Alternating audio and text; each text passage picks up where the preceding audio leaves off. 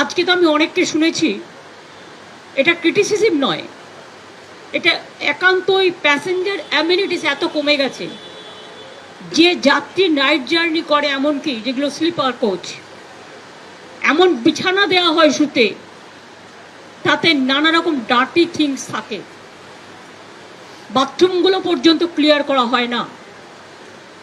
Food quality also became very bad. আর এখন আর বলবো রেল ডিপার্টমেন্টও নেই, ওই ডিপার্টমেন্ট মানে ইয়াও হয় ওয়াও হয়। এখন তো আর রেলে বাজেট নিয়ে উঠিয়ে দিয়েছে, রেল মিনিস্ট্রিটা আছে, কিন্তু রেলের সেই আগের যে মাধুর্য সেটাকে নষ্ট করে দিয়েছে। সুতরাং রেল হ্যাভ বিকেম টোটালি পেরেন্টলেস। এবং আমাদের বিরোধীরা পলিটিক্স ছাড়া অন্য কিছু জানে না।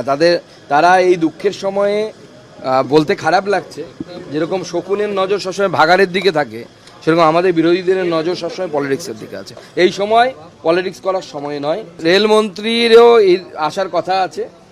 আমাদের যে দুর্ঘটনাগুলো ঘটেছে সেটা কার ফল্টে হয়েছে, কি হয়েছে, সমস্ত কিছু আমরা তদন্ত কমিটি হয়েছে, রেল ব্যবস্থা নিচ্ছে, কে ভুল করেছে তা তদন্ত সাপেক্ষ। রেলমন্ত্রী তো ওখানে বসে ভুল করেননি।